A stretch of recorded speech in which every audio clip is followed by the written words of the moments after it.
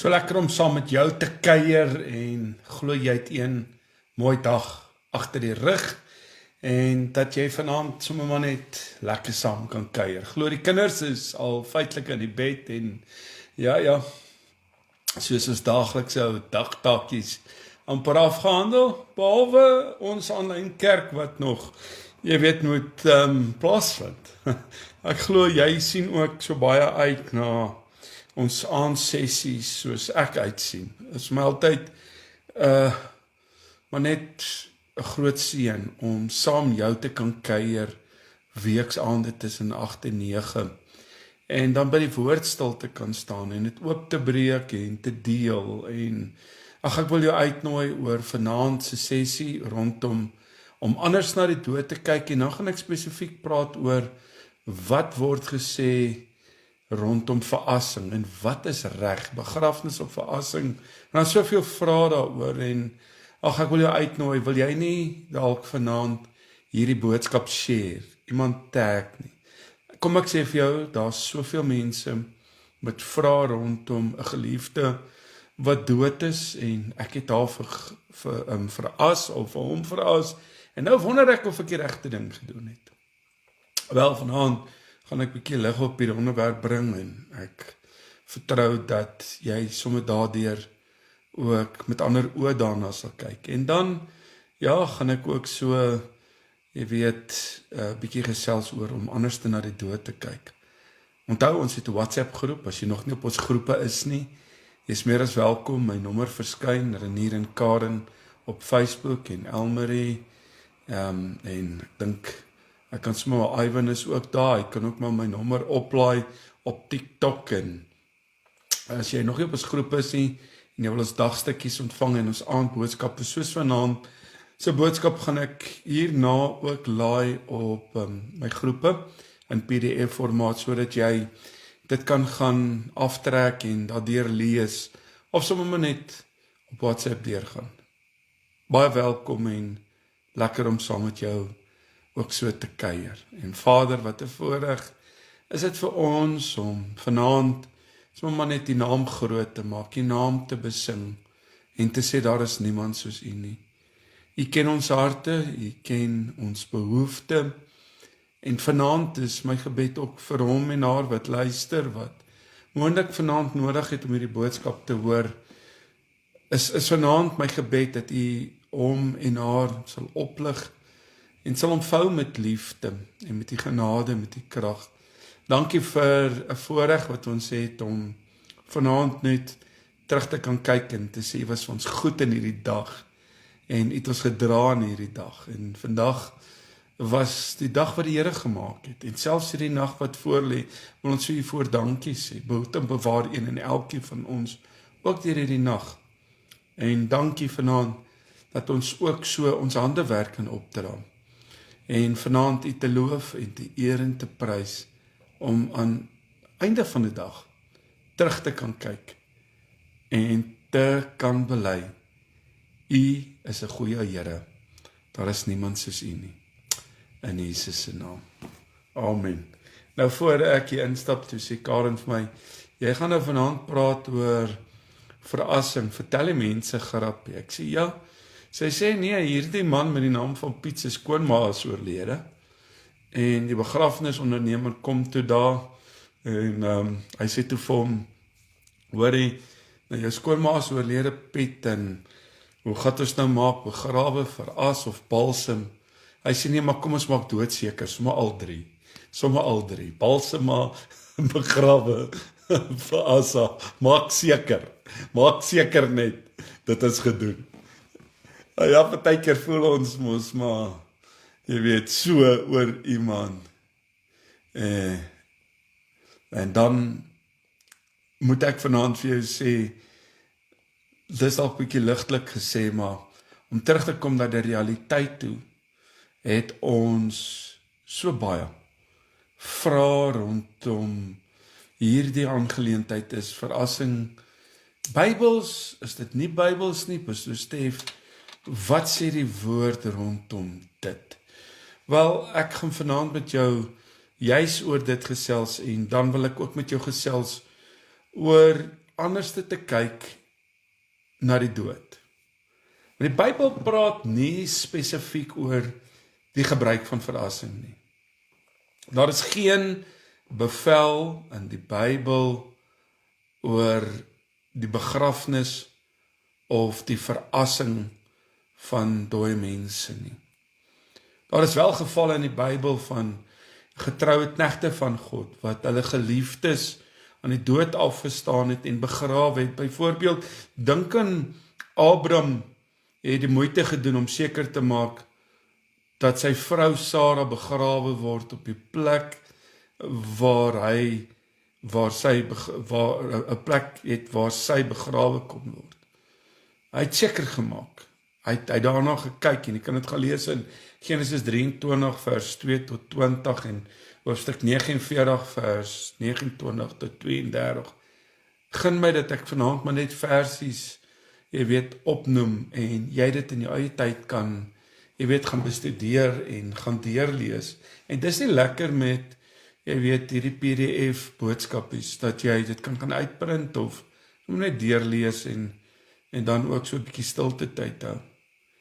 Die Bybel noem ook getroue mense wat die lyke van dooies verbrand het. Byvoorbeeld die koning Saul van Israel en 3 van sy seuns in 'n oorlog doodgemaak is, het hulle lyke eers in die vyand se gebied laat agterbly en is dit sonder waardigheid behandel. En toe getroue Israeliese soldate hiervan hoor, het hulle die lyke van Saul en van sy seuns gaan haal, dit verbrand en dit wat oorgebly het, begrawe. 1 Samuel 31, vers 8 tot vers 13. So die Bybel wys dat dit 'n aanvaarbare manier was om die lyke van hierdie mans te hanteer volgens 2 Samuel 2 vers 4 tot 6. Wat mense oor die algemeen van verrassing dink, jy weet, is wat mense dink is verrassing bring oneer aan 'n liggaam. Nou luister baie mooi. Die feit is, die Bybel sê dat diegene wat doodgaan tot stof terugkeer. Dit is iets wat natuurlik met 'n lijk gebeur wanneer dit ontbind volgens Genesis 3 hoofstuk 19. Verrassing laat hierdie proses eintlik maar net vinniger gebeur omdat die liggaam alreeds tot as of stof verbrand is. Wat mense dink in Bybeltye is net mense wat God se guns verloor het, verbrand is nadat hulle gesterf het. Die feit is, die dooie liggaam van party ontroue mense soos Agan en sy gesin is verbrand volgens Josua 7 vers 25. Maar dit is nie iets wat oor die algemeen gebeur het nie. Glad nie.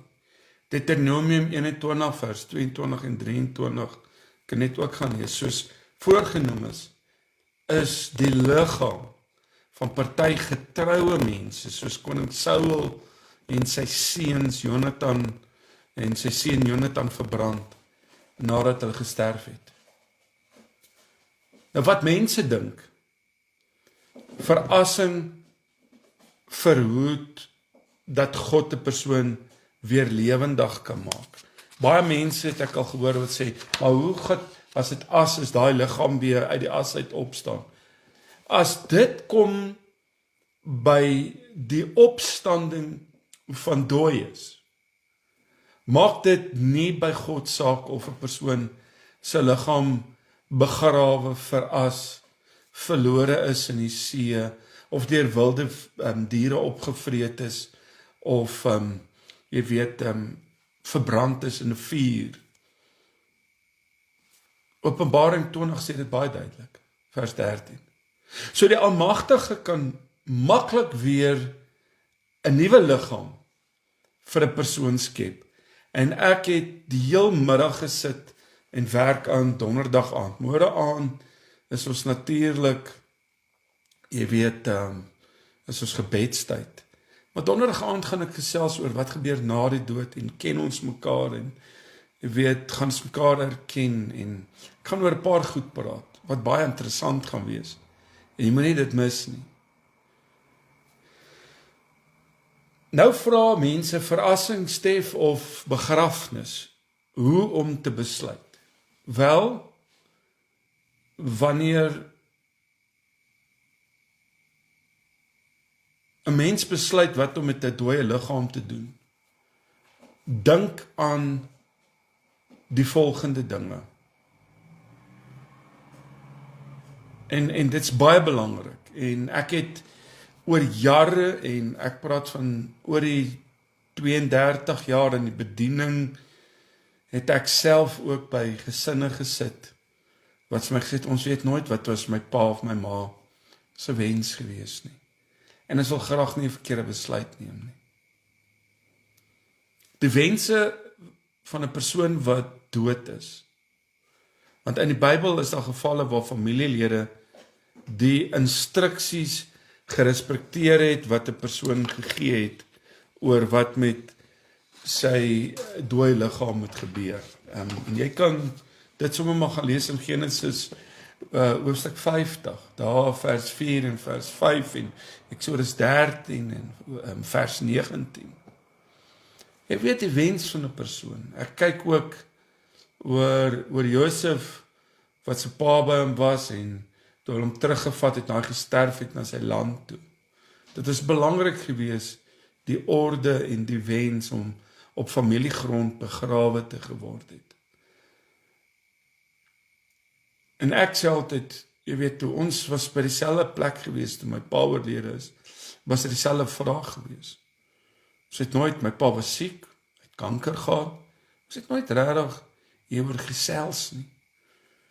En ons het 'n mooi muur gebou en my ma is bevoorreg om buite die dorp te bly en ons het 'n pragtige muur gebou en my pa en my ma se broer is ek weet op 4 dae het mekaar het oorlede.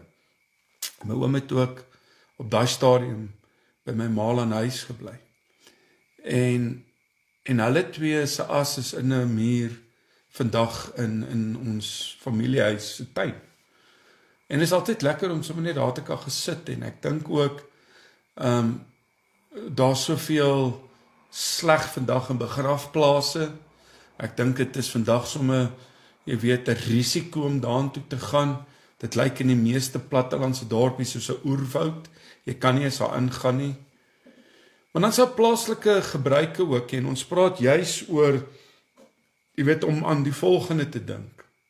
En dit speel dikwels 'n rol in hoe dooie liggame behandel word volgens Johannes 19 vers 14 en byvoorbeeld in Bybelse tye het mense gewoonlik die dooies begrawe. Genesis 49 vers 31 en 1 Samuel 28 vers 3 is daar wyses hoe dit gebeur het. En net so kies 'n persoon dalk vandag om plaaslik gebruike te volg wanneer dit by, jy weet, 'n liggaam kom, solank hierdie gebruike nie in stryd is met Bybelse waarhede nie. En dit is waar wat jy sê, Linda. Jy weet, 'n liggaam sterf. En jy weet, ons bestaan uit 'n liggaam, siel en 'n gees. En tog is daar verheerlikte liggaam. En ek gaan nou stil staan bietjie direk hierna, wil ek so bietjie praat om anders na die dood te kyk. En dis nie die einde nie. En dit is waar wat jy sê, Marlene, daar is eintlik nie eens meer plek in begrafplase nie. In baie ander stede oor die wêreld word hulle bo op mekaar in mure begrawe. Jy weet, in baie plekke is daar wette waar daar net nie meer begrafnisse gebeur nie. Ek weet Afpop het nou 'n aquasisteem wat hulle deur middel van water, jy weet, die liggaam disintegreer eintlik. En ek kan daai plaaslik volg. Ek sien mense se liggame wat in grond behandel word en dan, jy weet, saam met boom opgroei. Daai liggaam, hierdie stuk vet van Stefan gaan vergaan. God stel nie aan hierdie ou liggaam van my nie.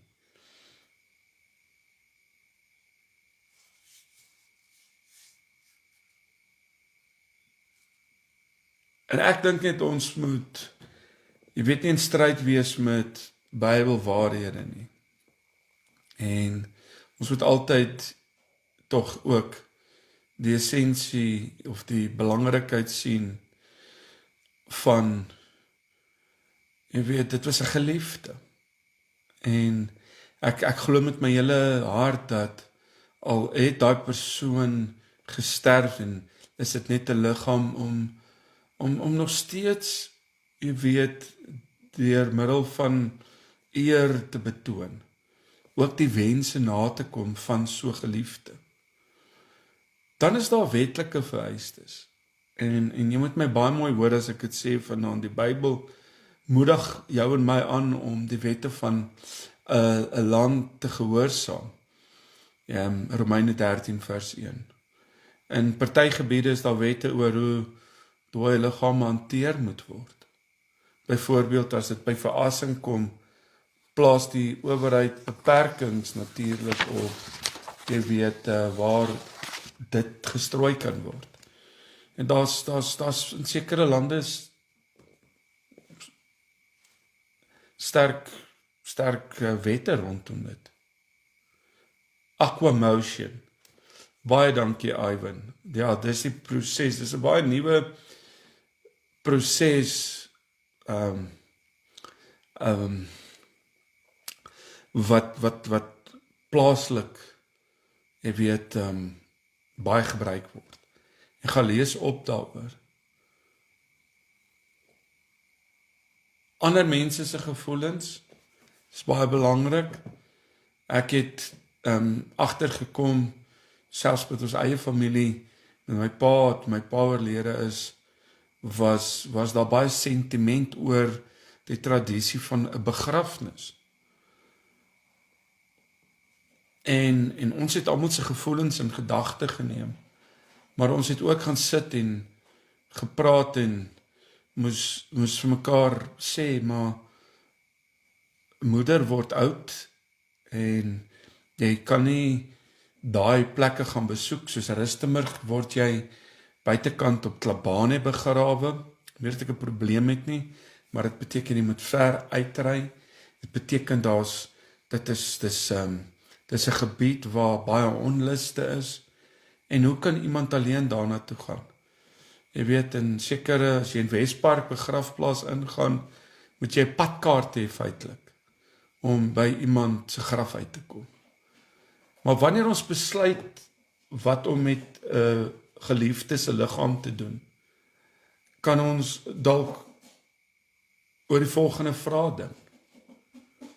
Hoe voel ander familielede as dit kom by begrafnis, verrassing van die persoon wat afgesterf het? En hoe in jou kultuur is dit aanneembaar? Baie het ek nou gesien toe ons verlede week in Wilton, maar het nagedagte iewerste daar by onder Sabie 'n mooi bankie gaan sit met 'n koperplaatjie en pa se as daar gaan strooi. Ek wil hê jy moet vanaand my hart hoor as ek sê dat rondom verrassing en rondom begrafnis en rondom balsem, en ek het so baie lank self voorreg gehad om af te los by gemeentelede wat begrafnisondernemings gehad het. Ek het inteendeel as 'n student ook by Afbob gewerk op 'n tyd vir ekstra geld.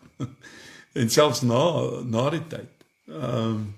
Desperaat sal 'n jong man net nie wees as dit kom by sakgeld nie. Maar baie keer wanneer jy by 'n oom kom sit en by 'n tannie sit, en dalk is daar iemand wat vanaand luister, hoop ek het vir jou net daai vrede gegee, dat rondom die dood van 'n geliefde, Hy en sy is nie meer daar nie, is net 'n liggaam. En ons anders daarna moet kyk. Ek wil verder gaan en praat oor die dood, dan wil ek die volgende sê. Paulus maak 'n ingrypende, radikale stelling as hy in Filippense 1 vers 21 die volgende verklaar. En hoor baie mooi, vir my, hoor wat sê Paulus, vir my is die lewe Christus en die sterwe 'n wins. So 'n gelowige kyk anders na die lewe. 'n Christen kyk ook anders na die dood. Ek kyk anders na lewe. Ek kyk anders na die dood. En dis so radikaal anders dat die gemiddelde normale beskaafde mens dink jy is mal as jy dit sou verklaar. Vir my is die lewe Christus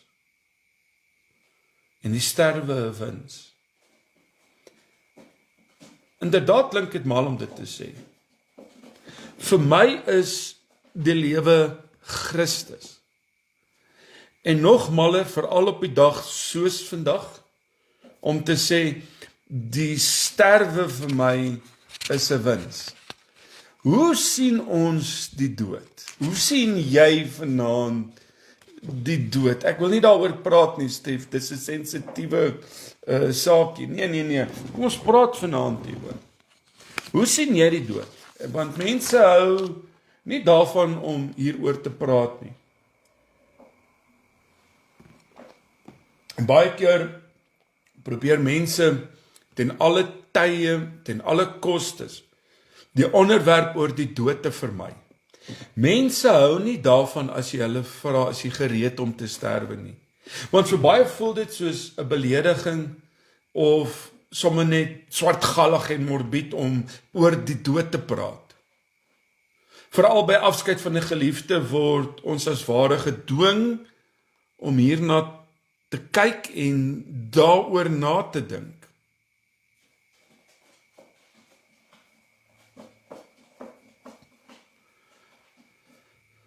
En mag die Here dit positief in elkeen van jou en my lewens, almal se lewens gebruik.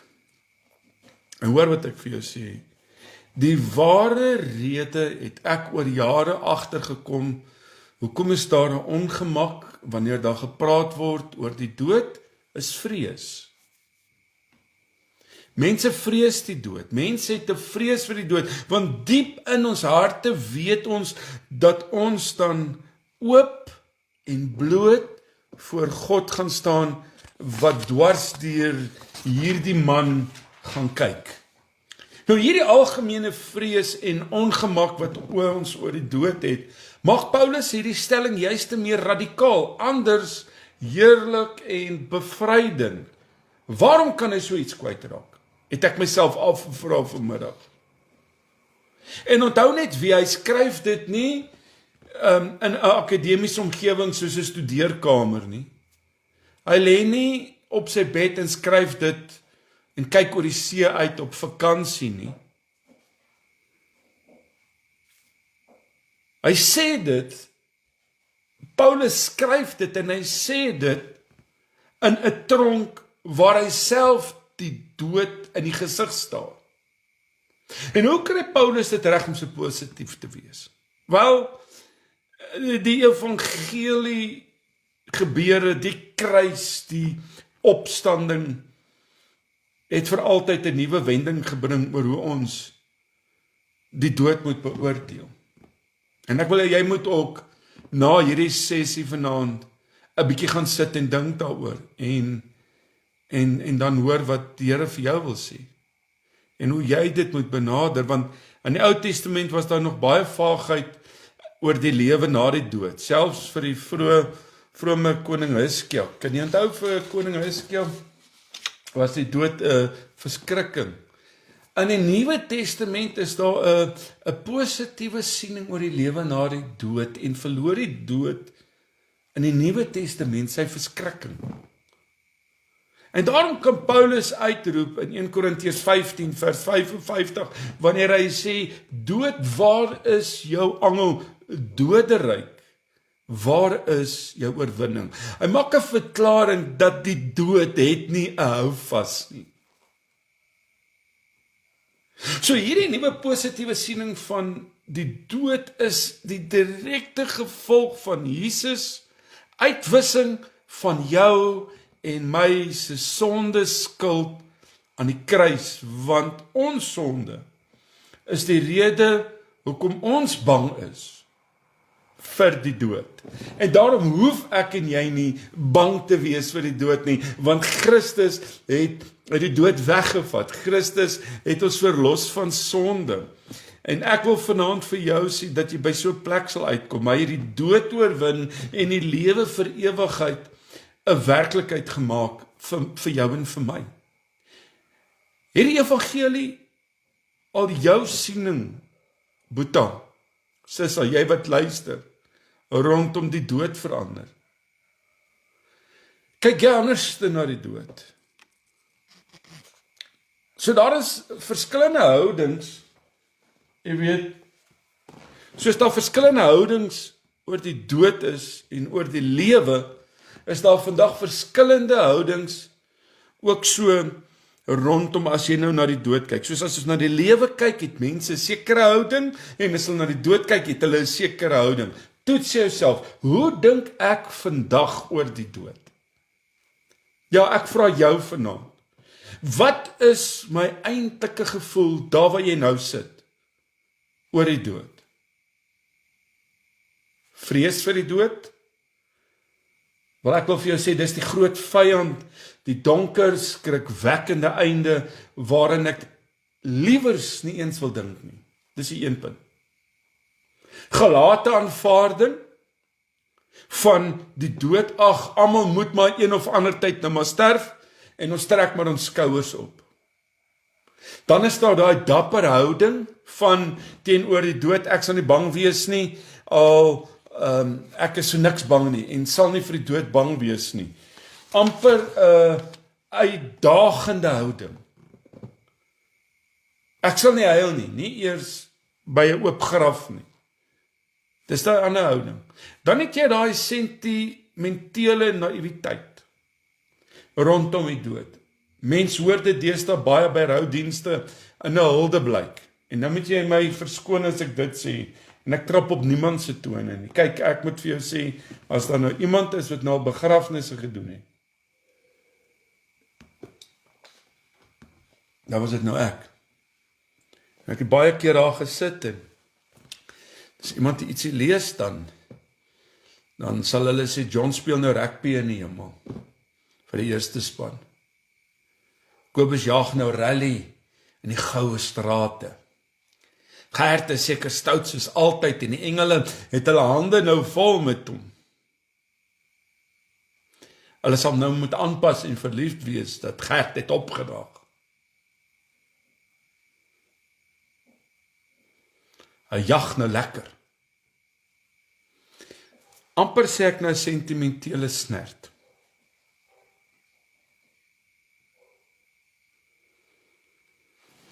Uitgespreek deur mense wat eintlik totaal onkundig is oor die Bybelse boodskap.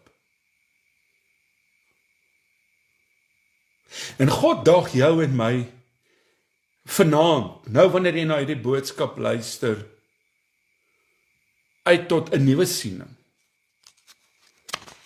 En as ek dit sê, dan praat ek van die dood as 'n wins.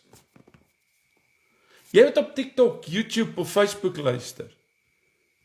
Die Christen se siening is iets heel anderste. Die sterwe is vir my vanaand, as ek moet sterf, 'n wins. Nie net die afwesigheid van vrees nie, maar 'n positiewe uitsien daarna, maar ook 'n nugter, berekende uitsien. Gebou op feite. Onthou dan met feite. Jou saak moet reg wees, Boeta, Sissa. Bybelse feite, goddelike waarheidsfeite, wat vanaand by my en jou kom stil staan. Dit is met ander woorde nie 'n vertiele wensdenkery nie. Nou wat beteken hierdie wins, wat ek hiervan praat nou vanaand vandag prakties? Twee sleutelbegrippe wat ons in Filippense 1:23 kry is belangrik. Heen gaan met Christus. En dan sê hy, ek verlang daarna om heen te gaan en met Christus te wees, want dit is verreweg die beste, sê in Filippense 1:23. Wat sou hy bedoel met heen gaan? Nou, 2 Korintiërs 5:1 gee vir ons 'n leidraad. Wanneer hy sê, en nou hoor baie mooi wat sê 2 Korintiërs 5:1. Hy sê wat ons weet, dat as ons aardse tentwoning, hierdie liggaam afgebreek word, ons 'n gebou het van God, 'n huis, nie met hande gemaak nie, in die hemele. So die dood is nie meer 'n verskrikking nie, dis nie 'n donker einde nie, dis 'n verhuising van 'n tydelike, hierdie is net 'n tydelike woning na 'n ewige woning. As Stef hier sy asem, as hierdie longe gaan lê, dan gaan hierdie asem uitgeblaas word. Ek gaan uit hierdie lewe, uit die ou tentwoning in 'n nuwe ewige woning inbeweeg. Niks om oor bang te wees, om skaam te wees, om oor te gesels nie. Dis 'n vooruitsig. But we must know, because there's some people heavenly minded, earthly no good. Ag, ek wil net nou al hemel toe gaan. Man, luister, ek en jy het nog baie werk op die aarde om te doen. Daar's nog baie duisende, miljoene mense wat nog nie by Christus Jesus uitgekom het nie. En ek en jy het 'n opdrag om op die markplein 'n verskil te maak. En solank as wat daar asem in my longe is, sal ek uitroep, Abba Vader, dat hierdie markplein 'n plek sal wees waar mense tot inkeer sal kom en by Jesus sal uitkom, dat wanneer die dood aan sy deur of van haar deur kom klop, hulle gereed sal wees, sodat daar geen vrees en bekommernis hoef te wees nie. Jy wat vanaand Jesus aangeneem het geensins 'n vrees in jou. Jy het nie nodig om 'n vrees te hê nie, want jy behoort aan God. En hierdie tydelike tentwoning gaan net afgebreek word. En dan gaan jy ingaan in 'n nuwe lewe. Ek het dit nou die aand gesê, dis amper net soos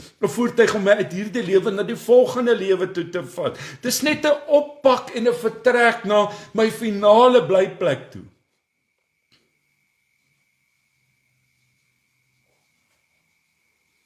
Jy sien die kernrede van Paulus se blydskap en hierdie positiewe verlanging waar hy dit skryf uit die dood uit, is dat hy met by Christus sal wees. En ek en jy moet sien dat die dood jou en my by Christus sal uitbring. Van aangesig tot aangesig sal ek hom sien wat my lief gehad het en sy lewe vir my gegee het.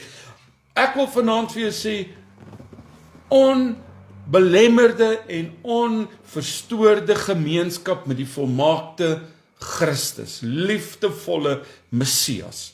Geen pyn, geen sonde, geen twyfel, geen stryd, net die volmaakte teenwoordigheid van onbeskryflike liefde. Wat ek en jy nie ken nie. Tuiskom. Dis 'n tuiskoms by jou en my ware vaderland. En my ware reddende koning.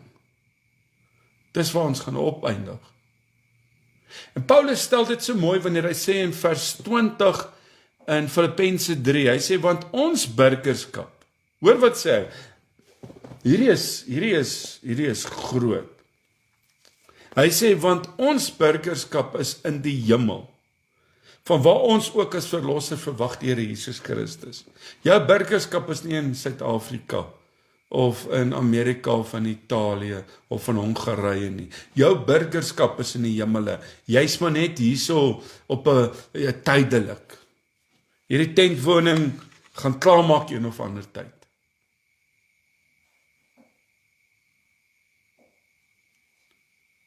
Ek wil vanaand vir jou sê, vir jou en my as kind van God het 'n unieke beskouing van die lewe en van die dood. Hoor wat sê hy, vir my is die lewe Christus en die sterwe is 'n wins. Hy sê daar, en ek wil hê jy moet hoor, die en is baie belangrik, want dit koppel die twee helftes aan mekaar. Net mense wat kan verklaar, vir my is die lewe Christus, kan ook met vertroue sê, die sterwe is 'n wins. Vir my is die lewe Christus, en jy kan ook met vertroue sê, dat die sterwe is 'n wins. Kan jy dit sê vanaand? Dit maak die verskil.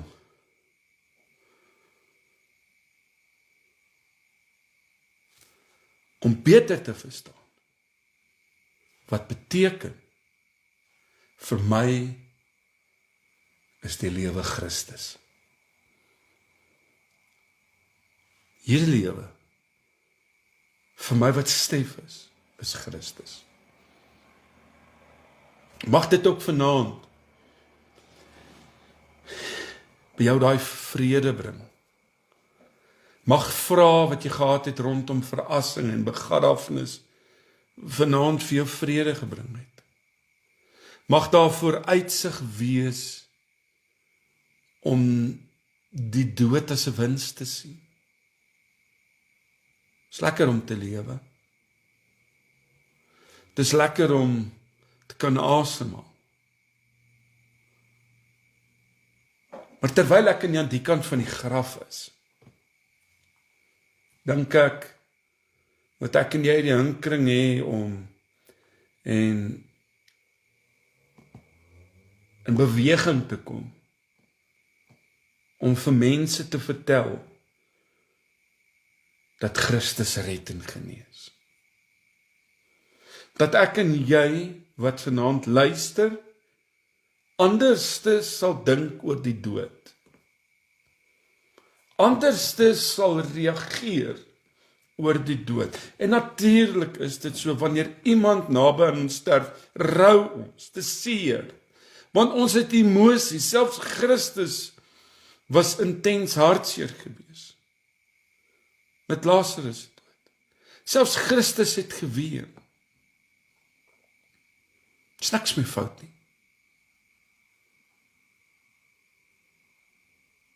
Maar kom ek en jy kyk en sien en verstaan dit vanaand. Here, baie dankie dat ek met hierdie man en vrou, hier Boetan Sissa, bietjie kon gesels het vanaand. En ons lekker saam kon kuier in die teenwoordigheid en vanaand net die sekerheid kan hê dat in U is lewe en dat die dood het nie hou vas. Het nie hou vas. Die dood het nie hou vas en is nie 'n verdoemenis. Maar dit is in Christus vir ons 'n wins. Ek bid vanaand vir hom en haar wat rou. Vir hom en haar wat soveel vrae het en soveel seer het. Here, dat U by haar en hom sal stil staan. Hulle ook omvou. Dankie vanaand. Dankie vanaand vir die woord. Dankie dat ons hierdie stuk kon vat en ons sin kon maak vanaand. Ek bid vanaand vir jou vir vrede. Ek bid vanaand vir jou wat 'n besluit moet neem om ook na jou lewe te kyk en die koste te bereken en God nommer 1 te maak. Ken hom in al jou weë. En hy sal jou paaie gelyk maak. Dankie Hemelse Vader vir die voorreg dat ons kinders van God genoem kan word. Erfgename. Dankie dat ons vanaand kon hoor dat ons burgerskap is in die hemel. Dankie dat Korintiërs 15 vers 55 gesê, dood jou angel is uit. Die dood het geen hou vas.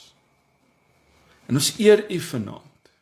So bid ek vir jou vir vrede en vir sterkte, vir wysheid en ook so vir insig. In Jesus se naam. Môre aand tussen 8 en 9 bid ons saam. En ek wil tog sê donderdag aand, ek sien baie uit om donderdag aand, ek het hier gesit en seker nie gaan ek die boodskap in 'n uur kan bedien nie, maar ek gaan vir hom gooi. Ek gaan hom bedien soos ek op my hart voel. Al moet dit dalk 2 sessies wees. Maar vir my is dit belangrik dat jy nie donderdag aand mis nie. En dat jy inskakel tussen 8 en 9.